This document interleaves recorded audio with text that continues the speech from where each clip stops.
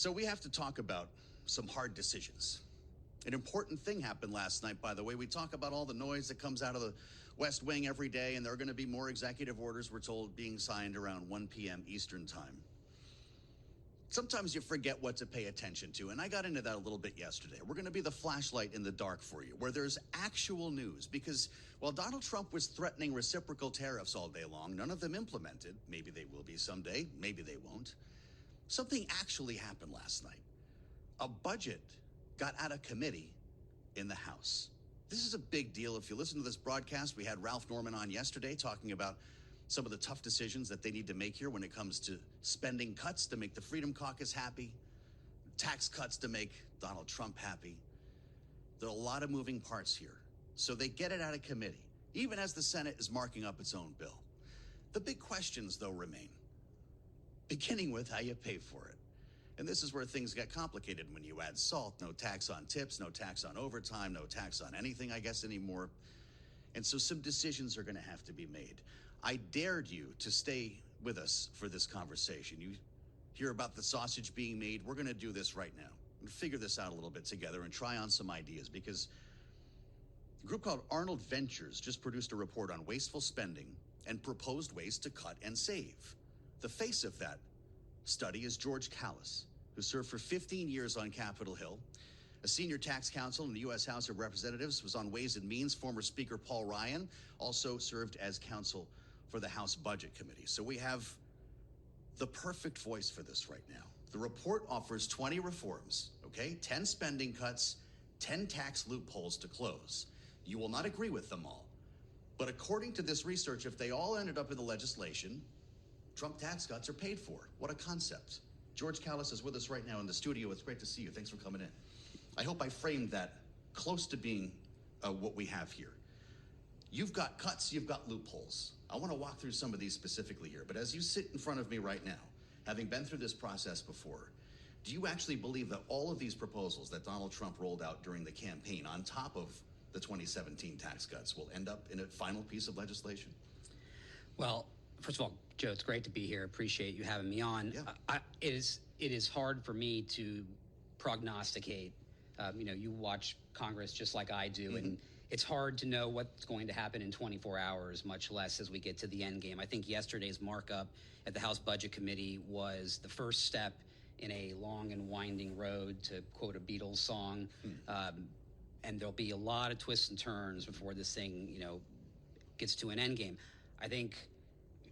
I don't know about the president's proposals. My sense is some of them are maybe higher priorities than others. They certainly add a lot to the $4.5 trillion cost of simply making permanent the expiring tax provisions from 2017, and digs our hole even deeper. We put out this report, and it wasn't just me. It was, at Arnold Ventures we have experts. I'm a tax expert. We have healthcare experts, higher education experts, and this was a collaborative effort to come up with what we thought of as a balanced proposal. 10 spending cuts, 10 tax loophole closers that we think are politically viable, and therefore we really want to put them on the table and have Congress take a close look at them. Our view is that Congress can do both and should do both. And what I mean by that is both make permanent and extend pro-growth tax policies that simplify tax filing for American families, make the tax code fairer, but also do it without increasing our already unsustainable debt burden. Well, that would be a feat based on what we've been hearing. So just to be clear, before I start getting specific, you're looking at TCJA without all of the other additives, without tips, without overtime, without moving SALT. Is that fair to say? We're looking at this in the 2017 structure.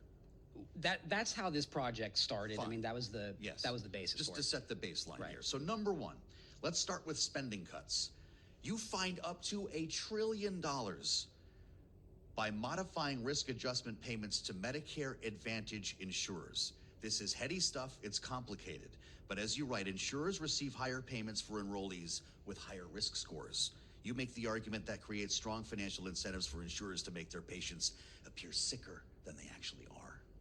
So what do you do with it? Right, and so this this is a policy that can save up to $1 trillion. That's a lot of money. There's you can, as we say in kind of DC parlance, you can dial it, right? You can do less than the whole. It's not a everything or nothing kind of policy, but it's a good representation of the kinds of policies that we proposed. In that, we think not only can Congress save trillions of dollars, but they can save trillions of dollars before they have to go straight to things like cutting benefits or raising people's tax rates. And this would not cut benefits. That's right. Okay. This is about wringing inefficiencies and waste out of the system. Yep, got it. Simplifying student loan repayment. You find over $200 billion there by simply streamlining 7 plans into 2. How easy would that be? That's right. Well, I think from a technical perspective, it's pretty easy. In fact, legislation to that effect has already been introduced. So there was clearly congressional Republican support on the Hill for it. Politically, of course, as we know, 1 or 2 votes in the House on a partisan bill can stop anything. Sure. So, but there is clearly interest in doing this. We think the policy case is strong.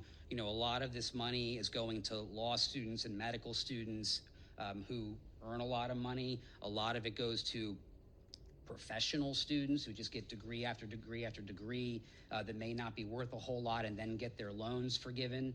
Okay. So there's a lot of poorly targeted money there that could be targeted better at the students who are really using it appropriately. You call for repealing the IRA expansion of the EV tax credit, electric vehicles. That is a savings of you find another $100 billion there alone. Elon Musk going to let you do that? We'll have to see. I don't think from what I've seen, he hasn't been shown much concern about reducing the EV subsidies. I think there's a view that of the IRA green energy package that the Democrats enacted in 2022, the EV subsidies have like the least bang for the buck. They cost the most relative to the climate impact they have.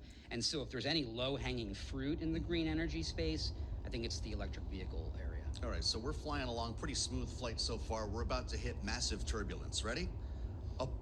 Apply the SALT cap to businesses. Brace yourself. $823 billion. I thought we were going to raise the cap on SALT for individuals. I'm assuming you don't want to see that happen and you want to add it to business. Is that right? Well, right. So there's currently a $10,000 cap on the SALT deduction. Yep. If you simply extend everything, it stays there. I think from a policy perspective, the ideal SALT cap is $0. Someone's screaming right now in New York. I can hear it. Well, I like to say I would double that amount for married couples. Okay. Double the 0. Mike Lawler's calling. He wants to talk. I suspect, yes. I suspect I'll have a note from his office when I get back later this afternoon. But, the policy rationale is that if somebody's in the 37% federal tax bracket and their state raises their taxes by $100, if there's an unlimited SALT deduction, it only costs them $67 or $63. So they just keep hiking profits. And the other $37 is basically paid for by the rest of the country. And so, that rationale applies to both individual taxes and to business taxes. Now, I would say the revenue from extending it to business taxes is pretty substantial. And there are a lot of good pro-growth business and corporate tax relief provisions on the table as well, provisions that I think we would say are good policy. And so maybe the corporate SALT deduction revenues should be allocated mostly to those provisions. Whether Trump wants to reduce the corporate rate further, depreciation, R&D, things like that. My terminal is exploding right now on this. All right, if I had time to mention one more, this loophole, this is right down the middle for the Bloomberg audience. Reduce tax preference for stock buybacks over dividends. A lot of people watching and listening right now are going to bristle at this idea. Why would it work? So that's a good example of another principle we have with a lot of these proposals, which is we're not trying to punish people. We're trying to find areas where there's non-neutrality, where there's economic distortions, and move closer to economic neutrality, because in the long run, that leads to more economic efficiency, more economic growth, a stronger economy. There is a tax distortion that from a tax perspective, using stock buybacks to return cash to shareholders is favored from a tax perspective compared to just paying out dividends. That's why they just keep buying stocks. That's why they keep buying. Yeah. Right. And like, we're not against stock buybacks, but there shouldn't be a tax subsidy for stock buybacks, right? Okay. Penn Wharton budget model did an estimate. There's currently a 1% tax on stock buybacks. Yep. Penn Wharton budget model did an estimate that said the economically neutral tax would be about 4.6%. That would eliminate the tax advantage and make them equal with dividends. So we've proposed, not going over 4.6, if anything, undershooting to reduce that distortion. Let the market decide. Have you sent this research to the Doge? We have distributed it widely to policymakers in both the executive and legislative. What kind of reaction are you getting?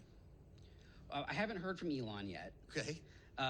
But we've gotten a lot of interest. We've gotten a lot of interest from Capitol Hill. I'm sure each office finds a different component that they like here. That they like and that they don't like. Yeah. Right. So then they all go in the room, they bang their heads against the wall and try to come up with something. When you add politics to this document, how realistic is any of this?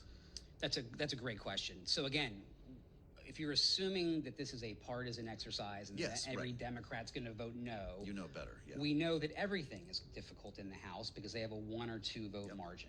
Senate has a little more of a cushion. So everything is politically difficult. It's sort of a baseline matter. Now, we did apply kind of a political viability test to identify our top 20, and we think there's enough interest in these proposals to make them viable. Achieving fiscally responsible tax reform. I've got the hard copy here. You can find it online. It's pretty remarkable. Arnold Ventures. You won't agree with it all, but at least somebody's taken a crack at this. Great conversation, and many thanks for being with us. George Callas, pleasure to have you with us here on Bloomberg.